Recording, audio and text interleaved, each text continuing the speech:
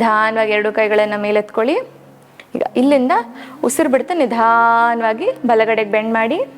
Very good. ಸಾಧ್ಯವಾದಲ್ಲಿ ನೆಲನ ಮುಟ್ಟಿ, ಇಲ್ಲ ಅಂದರೆ ಬೇಡ, ಎಲ್ಲಿಗೆ ಹೋಲ್ಡ್ ಮಾಡೋಕ್ಕಾಗುತ್ತೋ ಅಲ್ಲೇ ಹೋಲ್ಡ್ ಮಾಡಿ. ಮೇಲೆತ್ತಿ ಕೈಯನ್ನು ನೋಡಿ. Very good. ಹೋಲ್ಡ್ ಮಾಡಿ. ಎರಡೂ ಕೈ ನೇರವಾಗಿರಬೇಕು. ಉಸಿರು ಹಿಡ್ಕೋಬಾರ್ದು ಯಾವುದೇ ಕಾರಣಕ್ಕೂ. ಉಸಿರಾಡ್ತಾ ಇರಿ. ಎಸ್. ಉಸಿರು ತಗೊಂಡು ವಾಪಸ್ ಮಧ್ಯಕ್ಕೆ ಬನ್ನಿ. ಮತ್ತೆ ಉಸಿರು ಬಿಡ್ತಾ ಎಡಗಡೆಗೆ ಬಾಗಿ, ಕೈಯನ್ನು ನೆಲಕ್ಕೆ ತಾಗಿಸಿ, ಬಲಗೈಯನ್ನು ನೋಡಿ. Very good. ನಿಧಾನ ಮತ್ತೆ ಉಸಿರು ತಗೊಂಡು ಮಧ್ಯೆ ಇನ್ನೊಂದೆರಡು ಸುತ್ತಿದೆ ಪ್ರಾಕ್ಟೀಸನ್ನು ಮಾಡೋಣ. ಉಸಿರು ಬಿಡ್ತಾ ಕೆಳಗೆ ಬೆಂಡ್ ಮಾಡಿ ರೈಟ್ ಸೈಡ್ಗೆ. Very good. ಹೋಲ್ಡ್ ಮಾಡಿ. ನಿಧಾನವಾಗಿ ಮತ್ತೆ ವಾಪಸ್ ಮಧ್ಯಕ್ಕೆ ಬನ್ನಿ. ಉಸಿರು ಬಿಡ್ತಾ ಎಡಗಡೆಗೆ ಹೋಗಿ ಹೋಲ್ಡ್ ಮಾಡಿ. ಎಸ್. ಆದಷ್ಟು ಕೆಳಗೆ ಬೆಂಡ್ ಮಾಡೋಕ್ಕೆ ಟ್ರೈ ಮಾಡಿ. ಕೈ ನೇರವಾಗಿರಬೇಕು. ಕೈಯನ್ನು ಈ ಥರ ಎಲ್ಲ ಮಡಚಬಾರ್ದು, ಮಡಚಿದ್ರೆ ತಪ್ಪಾಗುತ್ತೆ. ಸ್ಟ್ರೇಟಾಗಿ ಇಟ್ಕೊಳ್ಳಿ. Very good. ಉಸಿರಾಡ್ತಾ ಇರಿ, ಉಸಿರು ಹಿಡ್ಕೋಬೇಡಿ ಇಲ್ಲಿ. ಎಸ್. ಮತ್ತೆ ನಿಧಾನವಾಗಿ ವಾಪಸ್ ಮಧ್ಯಕ್ಕೆ ಬಂದುಬಿಡಿ. ಎರಡೂ ಕೈಯನ್ನು ರಿಲೀಸ್ ಮಾಡಿ. ಎಸ್. ಸೊ ಈಗ ನೆಕ್ಸ್ಟ್ ಪ್ರಾಕ್ಟೀಸ್ ಏನು ಮಾಡೋಣ, ಮಂಡಿಗೆ ಮೂವ್ಮೆಂಟ್ ಮಾಡೋಣ. ಸೊ ಮಂಡಿಗೆ ಯಾಕೆ ಮೂವ್ಮೆಂಟ್ ಮಾಡಬೇಕು? ಸೊ ಮಂಡಿಯಲ್ಲಿ ನೋವಿರುತ್ತೆ, ಅಥವಾ ನಡಿಬೇಕಾದ್ರೆ ನೋವಾಗುತ್ತೆ, ಕುತ್ಕೊಂಡಾಗ ನೋವಾಗುತ್ತೆ, ಮತ್ತು ಕುತ್ಕೊಂಡಿರೋ ಪೊಸಿಷನ್ ನಿಂತ್ಕೊಂಡಾಗ ನೋವಾಗುತ್ತೆ, ಪೊಸಿಷನ್ ಚೇಂಜ್ ಮಾಡಿದಾಗ ನೋವಾಗುತ್ತೆ. ಸೊ ಇದನ್ನು ಹೆಂಗೆ ಕಮ್ಮಿ ಮಾಡೋದು? ಸೊ ಮಸಲ್ಸ್ ಎಲ್ಲದನ್ನು ಸ್ಟ್ರೆಂಥನ್ ಮಾಡಬೇಕು. ಮಂಡಿ ಸುತ್ತ ಏನೆಲ್ಲ ಇದೆ ಅದನ್ನು. ಸೊ ಹೇಗೆ ಸ್ಟ್ರೆಂಥನ್ ಮಾಡೋದು? ನಿಧಾನವಾಗಿ ಚೇರಿನ ಎಡ್ಜಿಗೆ ಕುತ್ಕೊಳ್ಳಿ. ಇಲ್ಲಿ ಎಡ್ಜಿಗೆ ಕುತ್ಕೊಂಡು ಬೆನ್ನು ನೇರವಾಗಿರಬೇಕು. ಕೈಗಳನ್ನು ನಿಮ್ಮ ತೊಡೆ ಮೇಲೆ ಇಟ್ಕೊಳ್ಳಿ. ನಿಧಾನವಾಗಿ ಉಸಿರು ತಗೊಳ್ತಾ ಬಲಗಾಲನ ಮೇಲೆತ್ತಿ. Very good. ಎಸ್. ಬೆರಳು ಚೂಪಾಗಿರಲಿ ಇಲ್ಲಿ. ನಿಧಾನವಾಗಿ ಉಸಿರು ಬಿಡ್ತಾ ಕೆಳಗೆ. ಮತ್ತು ಉಸಿರು ತಗೊಂಡು ಕಾಲು ಮೇಲೆತ್ತಿ ಎಡಗಾಲನ್ನು. ಉಸಿರು ಬಿಡ್ತಾ ಕೆಳಗೆ. ಮತ್ತು ಬಲಗಾಲಲ್ಲಿ ಮಾಡಿ. ಸೊ ಇದು ಮಾಡ್ತಾ ಇರುವಾಗ ನೀವು ಮಂಡಿನ ಸ್ವಲ್ಪ ಟೈಟಾಗಿ ಹಿಡ್ಕೋಬೇಕು. ಎಸ್. ಆವಾಗಲೇ ನಿಮಗೆ ಬೆನಿಫಿಟ್ಸ್ ಬರೋದು. ನಿಧಾನವಾಗಿ ಕೆಳಗೆ ಬಿಡಿ. ಮತ್ತು ಎಡಗಾಲ ನಿಧಾನವಾಗಿ ಮೇಲೆತ್ಕೊಳ್ಳಿ, ಟೈಟ್ ಮಾಡ್ಕೊಳ್ಳಿ. ನಿಧಾನವಾಗಿ ಕೆಳಗೆ ಬನ್ನಿ. ಎಸ್. ನಿಧಾನವಾಗಿ ಮೇಲೆತ್ತಿ. ನೀವು ಗಮನಿಸ್ತಾ ಇರ್ತೀರ ಈಗ ನಿಮ್ಮ ಮೀನ್ಕಂಡಗಳಲ್ಲಿ ತೊಡೆ ಭಾಗದಲ್ಲಿ ಸ್ಟ್ರೆಚ್ ಫೀಲ್ ಆಗ್ತಿದೆ ಅಂತ. ಎಸ್. ಸೊ ಈ ಮಸಲ್ಸ್ ಎಲ್ಲ ಸ್ಟ್ರೆಂಥನ್ ಆದ್ರೇ ನಿಮ್ಮ ಮಂಡಿಗೆ ಶಕ್ತಿ ತೋರೋದು. ಸೊ ವಾಕ್ ಮಾಡಲಿಕ್ಕೆಲ್ಲ ಈಸಿ ಆಗೋದು. ಎಸ್. ನಿಧಾನವಾಗಿ ಮತ್ತೆ ಕಾಲು ಕೆಳಗಿಡಿ. ಎಡಗಾಲ ನೆತ್ತಿ ಮೇಲೆ ಮತ್ತು ಟೈಟ್ ಮಾಡ್ಕೊಳ್ಳಿ. ಎಸ್. ನಿಧಾನವಾಗಿ ಕೆಳಗಿಡಿ. ಓಕೆ. ಸೊ ಈಗ ಮಂಡಿ ಸುತ್ತಿನ ಮೂಮೆಂಟ್ಸ್ ಆಯಿತು. ನೆಕ್ಸ್ಟ್ ಏನು ಮೂಮೆಂಟ್ಸ್ ಮಾಡೋಣ? ನೆಕ್ಸ್ಟ್ ನಿಮ್ಮ ಕಾಲಲ್ಲಿ ಮೂಮೆಂಟ್ ಮಾಡೋಣ. ನಿಧಾನವಾಗಿ ತುದಿಯಲ್ಲಿ ಕುತ್ಕೋಬೇಕು. ಚೇರಿನ ತುದಿ ಕುತ್ಕೋಬೇಕೀಗ. ಕಾಲನ್ನು ಸಂಪೂರ್ಣವಾಗಿ ನೆಲದ ಮೇಲೆ ಇಟ್ಕೊಳ್ಳಿ. ಎಸ್. ಸೊ ನೆಲದ ಮೇಲೆ ಇಟ್ಕೊಂಡು ಏನು ಮಾಡ್ತೀರಾ? ಉಸಿರು ತಗೊಂಡು ನಿಮ್ಮ ಹಿಮ್ಮಡಿ ಭಾಗನ ಮೇಲೆತ್ತಬೇಕು. ಎಸ್. ಮತ್ತೆ ಕೆಳಗಿಡ್ತೀರ. ಎಸ್. ನಿಧಾನವಾಗಿ ಮೇಲೆತ್ತಿ ಕೆಳಗಿಡಿ. ಇದು ಮಾಡಬೇಕಾದ್ರೆ ನೀವು ಮಂಡಿಯನ್ನು ಸಹ ಟೈಟಾಗಿ ಇಟ್ಕೋಬೇಕು. ಮಂಡಿಯನ್ನು ಟೈಟಾಗಿ ಇಟ್ಕೊಂಡು ಹಿಮ್ಮಡಿನ ಮೇಲೆತ್ತಬೇಕು. Very good. ಕೆಳಗೆ ಬನ್ನಿ. ಎಸ್. ಬೆನ್ನು ನೇರವಾಗಿರಲಿ. ಇದು ಮಾಡಬೇಕಾದ್ರೆ ಕೆಳಗೆ ನಿಧಾನ. ಮತ್ತು ಮೇಲೆ ಬನ್ನಿ. ಕೆಳಗೆ ಇನ್ನೊಂದೆರಡು ಸುತ್ತು. ಮೇಲೆ ಬನ್ನಿ. ಕೆಳಗೆ ಮತ್ತು ಮೇಲೆ ಕೆಳಗೆ. ಎಸ್. ಸೊ ಈಗ ನಿಧಾನ ಒಂಚೂರು ಹಿಂದೆ ಕೂತ್ಕೊಳ್ಳಿ. ಈಗ ಎರಡೂ ಕಾಲನ್ನು ಮುಂದೆ ಚಾಚಿ. ಈಗ ಬೆರಳುಗಳಿಗೆ ಮೂವ್ಮೆಂಟ್ ಮಾಡೋಣ. ಎಸ್. ಬೆರಳುಗಳ ನಿಧಾನವಾಗಿ ಫೋಲ್ಡ್ ಮಾಡ್ಕೊಳ್ಳಿ. ಎಸ್. ಈಗ ಮತ್ತೆ ಚಾಚಿ. ಗಮನ ಇರಲಿ, ಕಾಲು ನೇರವಾಗಿ ಇರಬೇಕು, ಮಂಡಿ ಟೈಟಾಗಿರಲಿ. ಬೇಕಿದ್ರೆ ಚೇರ್ ಮೇಲೆ ಕೈ ಇಟ್ಕೊಂಡು ಸಪೋರ್ಟ್ ತೊಗೊಳ್ಳಿ. ಎಸ್. ಬೆರಳನ್ನು ಮಡಚಿ ಚಾಚಿ. Very good. ಫೋಲ್ಡ್. ಎಕ್ಸ್ಟೆಂಡ್. ಬೆರಳು ಮಡಚಿ ಚಾಚಿ.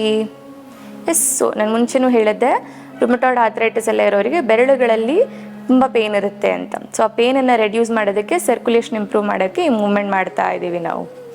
ಎಸ್. ಒಂದೆರಡು ಸುತ್ತು.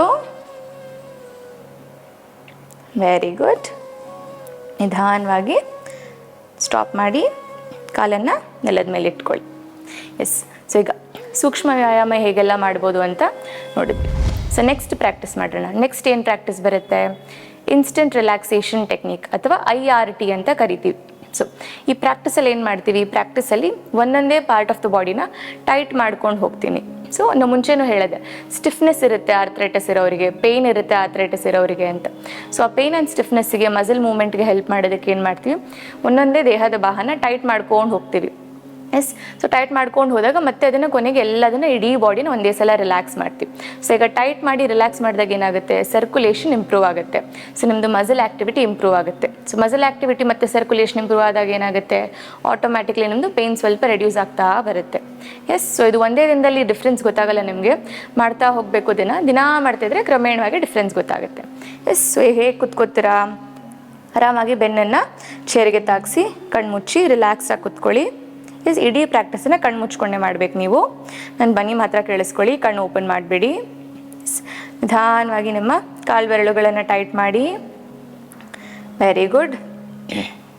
ಇಡೀ ಪಾದವನ್ನು ಟೈಟ್ ಮಾಡಿ, ಮೀನ್ ಕಂಡಗಳನ್ನು ಟೈಟ್ ಮಾಡಿ, ಮಂಡಿಯನ್ನು ಟೈಟ್ ಮಾಡಿ, ತೊಡೆ ಭಾಗವನ್ನು ಟೈಟ್ ಮಾಡಿ, ಪೃಷ್ಠಭಾಗವನ್ನು ಟೈಟ್ ಮಾಡಿ, ಕೈಯಲ್ಲಿ ಮುಷ್ಟಿ ಮಾಡಿ, ದೀರ್ಘವಾದ ಉಸಿರು ತಗೊಳ್ಳಿ, ಹೊಟ್ಟೆನ ಒಳಗೆ ತಗೊಳ್ಳಿ, ಛಾತಿಯನ್ನು ಟೈಟ್ ಮಾಡಿ.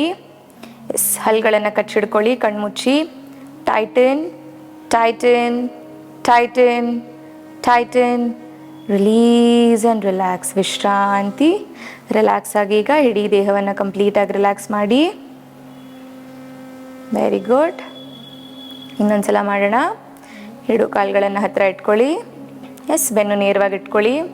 ನಿಧಾನವಾಗಿ ಬೆರಳುಗಳನ್ನು ಟೈಟ್ ಮಾಡಿ, ಪಾದವನ್ನು ಟೈಟ್ ಮಾಡಿ, ಮೀನ್ ಕಂಡಗಳನ್ನು ಟೈಟ್ ಮಾಡಿ, ಮಂಡಿಯನ್ನು ಟೈಟ್ ಮಾಡಿ, ತೊಡೆಯನ್ನು ಟೈಟ್ ಮಾಡಿ, ಪೃಷ್ಠಭಾಗವನ್ನು ಟೈಟ್ ಮಾಡಿ, ಹೊಟ್ಟೆನ ಒಳಗೆ ತಗೊಳ್ಳಿ, ಕೈಯಲ್ಲಿ ಮುಷ್ಟಿ ಮಾಡಿ, ಎದೆಯನ್ನು ಟೈಟ್ ಮಾಡಿ, ಹಲ್ಲನ್ನು ಕಚ್ಚಿಡ್ಕೊಳ್ಳಿ, ಕಣ್ಮುಚ್ಚಿ. Tighten tighten tighten tighten, release and relax. ವಿಶ್ರಾಂತಿ. ಕಾಲನ್ನು ಅಗಲ ಮಾಡಿ, ಕೈಯನ್ನು ಚಾಚಿ, ನಿಧಾನವಾಗಿ ರಿಲ್ಯಾಕ್ಸ್ ಮಾಡಿ.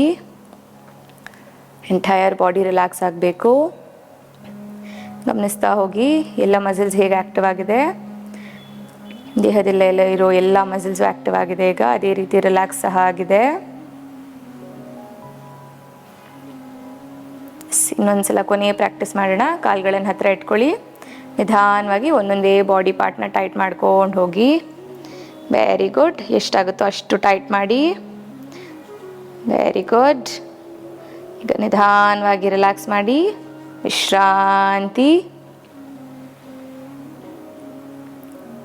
ವಿಶ್ರಾಂತಿ. ಸಂಪೂರ್ಣ ರಿಲ್ಯಾಕ್ಸ್ ಮಾಡಿ. ಎಸ್. ಸೊ ಕೆಲವರಿಗೆ ಬೆಳಗ್ಗೆ ಎದ್ದ ತಕ್ಷಣ ಏನಾದರೂ ಮೂವ್ಮೆಂಟ್ ಮಾಡೋದಕ್ಕೆ ಕಷ್ಟ ಆಗುತ್ತೆ, ಬೆಡ್ಡಿಂದ ಇಳಿಬೇಕಾದ್ರೆ ಕಾಲು ಹಿಡ್ಕೊಂಡಂಗೆ ಆಗುತ್ತೆ, ಕೈ ಹಿಡ್ಕೊಂಡಂಗೆ ಆಗುತ್ತೆ ಅಂತ ಹೇಳ್ತಾರೆ.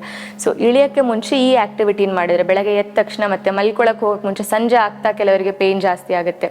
ಸೊ ಬೆಳಗ್ಗೆ ಮತ್ತು ಸಂಜೆ ಈ ಪ್ರಾಕ್ಟೀಸ್ನ ಮಾಡಿದರೆ ನಿಮಗೆ ಆ ಸ್ಟಿಫ್ನೆಸ್ ಏನಿದೆ, ಆ ಇಮಿಡಿಯೇಟಾಗಿ ಏನೋ ಒಂದು ಪೇಯ್ನ್ ಬರುತ್ತಲ್ಲ, ಸೊ ಅದನ್ನು ಸ್ವಲ್ಪ ಕಡಿಮೆ ಆಗುತ್ತೆ. So blood circulation immediate increase ಆಗೋದ್ರಿಂದ ಸ್ವಲ್ಪ ಸ್ಟಿಫ್ನೆಸ್ ಮತ್ತು ಪೇಯ್ನ್ ನಿಮಗೆ ಕಡಿಮೆ ಆಗುತ್ತೆ.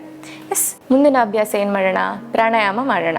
ಸೊ ಪ್ರಾಣಾಯಾಮದಲ್ಲಿ ಯಾವ್ದು ಮಾಡ್ತೀವಿ ಇವತ್ತು, ಬ್ರಾಹ್ಮರಿ ಪ್ರಾಣಾಯಾಮ. ಬ್ರಾಹ್ಮರಿ ಪ್ರಾಣಾಯಾಮನ ಯಾಕೆ ಮಾಡ್ತಾ ಇದ್ದೀವಿ ಇವತ್ತು, ಸೊ ಮುಂಚೆನೇ ಹೇಳಿದಾಗೆ ತುಂಬ ನೋವಿರುತ್ತೆ ಆ್ಯಂಡ್ ರಾತ್ರಿ ಹೊತ್ತು ಈ ನೋವು ಸ್ವಲ್ಪ ಜಾಸ್ತಿ ಆಗ್ತಾ ಬರುತ್ತೆ, ಸಂಜೆ ಆಗ್ತಾ ಜಾಸ್ತಿ ಆಗುತ್ತೆ. ಸೊ ನೋವಿಂದ ಕೆಲವರಿಗೆ ನಿದ್ದೆ ಬರೋದಿಲ್ಲ. ಎಸ್. ಸೊ ಬ್ರಾಹ್ಮರಿ ಮಾಡಿದಾಗ ಏನಾಗುತ್ತೆ, ಸೊ ನಮ್ಮ ಇಡೀ ಬಾಡಿ ರಿಲ್ಯಾಕ್ಸ್ ಆಗ್ತಾ ಬರುತ್ತೆ. ಬಾಡಿ ರಿಲ್ಯಾಕ್ಸ್ ಆದಾಗ ಏನಾಗುತ್ತೆ, ಸ್ವಲ್ಪ ಪೇಯ್ನ್ ಕಡಿಮೆ ಆಗ್ತಾ ಬರುತ್ತೆ. ಪೇಯ್ನ್ ಕಡಿಮೆ ಆದಾಗ ಏನಾಗುತ್ತೆ, ಸ್ವಲ್ಪ ನಿದ್ದೆ ಚೆನ್ನಾಗಿ ಬರುತ್ತೆ. ಎಸ್. ಸೊ ನಮ್ಮ ನಿದ್ದೆ ಇರದೇ ಇರೋದು ಏನು ಸಮಸ್ಯೆ ಇರುತ್ತೆ, ಸೊ ಅದನ್ನು ಹೆಲ್ಪ್ ಮಾಡೋದಕ್ಕೋಸ್ಕರ ಬ್ರಾಹ್ಮರಿ ಮಾಡ್ತಾ ಇದ್ದೀವಿ. ಸೊ ಬ್ರಾಹ್ಮರಿ ಹೇಗೆ ಮಾಡ್ತೀರಾ, ಬೆನ್ನನ್ನು ನೇರವಾಗಿ ಇಟ್ಕೋತೀರಾ, ಎರಳ ಬೆರಳುಗಳನ್ನು ಮುಚ್ತೀರಾ, ತೋರ್ ಬೆರಳನ್ನು ಮಾತ್ರ ಹೊರಗೆ ಇಟ್ಕೋತೀರಾ. ಈ ತೋರ್ ಬೆರಳನ್ನು ಏನು ಮಾಡ್ತೀರಾ, ಕಿವಿ ಮೇಲೆ ಇಟ್ಕೋತೀರಾ. ಕಿವಿ ಒಳಗಿಡಬಾರ್ದು, ಕಿವಿ ಮೇಲೆ ಇಟ್ಕೋಬೇಕು.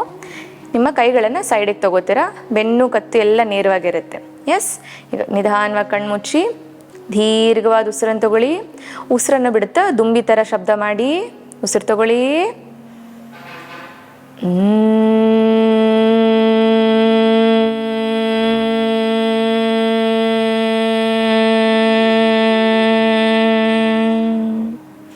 ಎಸ್. ಸೊ ನೀವು ಎಷ್ಟು ಉಸಿರು ತೊಗೊಳ್ಳಿರ್ತೀರ ಸಂಪೂರ್ಣ ಉಸಿರು ಹೊರ ಬರೋವರೆಗೂ ನೀವು ಶಬ್ದ ಮಾಡ್ತಾನೆ ಇರಬೇಕು. ಆ್ಯಂಡ್ ನೀವು ಜಾಸ್ತಿ ಸ್ಟ್ರೇನ್ ತೊಗೊಂಡು ಶಬ್ದ ಮಾಡೋದು ಬೇಡ. ನಿಮಗೆ ನಿಧಾನವಾಗಿ ಉಸಿರು ತೊಗೋಬೇಕು. ಎಷ್ಟು ಉಸಿರು ತೊಗೊಂಡಿರ್ತೀರೋ ಅದು ಸಂಪೂರ್ಣವಾಗಿ ಹೊರಗೆ ಬರೋವರೆಗೂ ಶಬ್ದ ಮಾಡ್ತಾ ಇರಿ. ಎಸ್. ಆ್ಯಂಡ್ ಕಿವಿಯನ್ನು ಜೋರಾಗಿ ಅಮಕ್ಬಾರ್ದು, ಸುಮ್ಮನೆ ಕಿವಿ ಮುಚ್ಚಬೇಕಷ್ಟೆ. ಎಸ್. ಇನ್ನೊಂದು 3 ಸುತ್ತನ್ನು ಮಾಡೋಣ. ಕೈ ನೇರವಾಗಿರಲಿ, ಕುತ್ತಿಗೆ ನೇರವಾಗಿರಲಿ, ಕಣ್ಮುಚ್ಚಿ ದೀರ್ಘವಾದ ಉಸಿರು ತಗೊಳ್ಳಿ.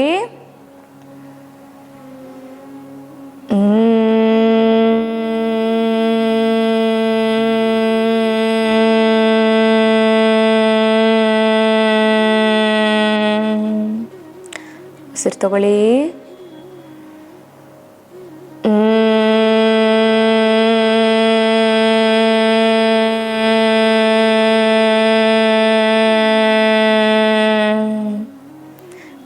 ಸುತ್ತು ದೀರ್ಘವಾದ ಉಸಿರು ತಗೊಳ್ಳಿ.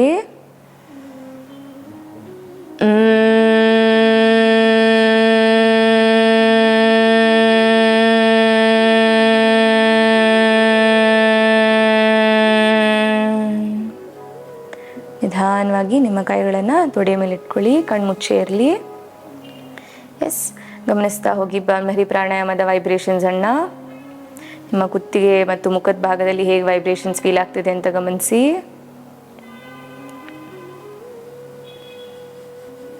ಸೊ ನಿಮ್ಮ ಬಾಡಿ ಹೇಗೆ ರಿಲ್ಯಾಕ್ಸ್ಡ್ ಆಗಿದೆ, ನಮ್ಮ ಮೈಂಡ್ ಹೇಗೆ ರಿಲ್ಯಾಕ್ಸ್ಡ್ ಆಗಿದೆ ಅಂತ ಸಹ ಗಮನಿಸಿ. ಸೊ ಸ್ಟಾರ್ಟಿಂಗಲ್ಲಿ ಏನು ಮಾಡಿದ್ವಿ ನಾವು, ಫಸ್ಟ್ ಪ್ರಾಕ್ಟೀಸ್ ಬಂದು ಲೂಸನಿಂಗ್ ಮಾಡಿದ್ವಿ. ಸೊ ಎಲ್ಲ ಜಾಯಿಂಟ್ಗೂ ಒಂದೊಂದೇ ಜಾಯಿಂಟನ್ನು ಮೂವ್ಮೆಂಟ್ ಮಾಡ್ಕೊಂಡು ಬಂದ್ವಿ. ಮೂವ್ಮೆಂಟ್ ಮಾಡಿದ್ಮೇಲೆ ಏನು ಮಾಡಿದ್ವಿ, 2 ಆಸನ ಪ್ರಾಕ್ಟೀಸನ್ನು ಮಾಡಿದ್ವಿ. ಆಸನ ಪ್ರಾಕ್ಟೀಸ್ ಮಾಡಿದ್ಮೇಲೆ ಏನು ಮಾಡಿದ್ವಿ ನಾವು, ಈಗ ಪ್ರಾಣಾಯಾಮ ಪ್ರಾಕ್ಟೀಸನ್ನು ಮಾಡಿದ್ವಿ. ಎಸ್, ಸೊ ಇವತ್ತಿನ ಸಂಚಿಕೆಯಲ್ಲಿ ಹಲವಾರು ಲೂಸನಿಂಗ್ ಪ್ರಾಕ್ಟೀಸಸ್, ಪ್ರಾಣಾಯಾಮಗಳನ್ನು ಕಲ್ತ್ಕೊಂಡಿದ್ದೀವಿ. ಮುಂದಿನ ಸಂಚಿಕೆಯಲ್ಲಿ ಮತ್ತಷ್ಟು ಯೋಗಾಭ್ಯಾಸಗಳನ್ನು ಕಲ್ತ್ಕೊಳ್ಳೋಣ. ಬೇರೆ ರೀತಿಯ ಪ್ರಾಣಾಯಾಮಗಳು ಮತ್ತು ಆಸನಗಳು ಹೇಗೆ ಚೇರಿನ ಸಹಾಯದಿಂದ ಮಾಡಬೇಕು ಅಂತ ನೋಡೋಣ. ಅಲ್ಲಿವರೆಗೂ ಎಲ್ಲರಿಗೂ ಧನ್ಯವಾದಗಳು.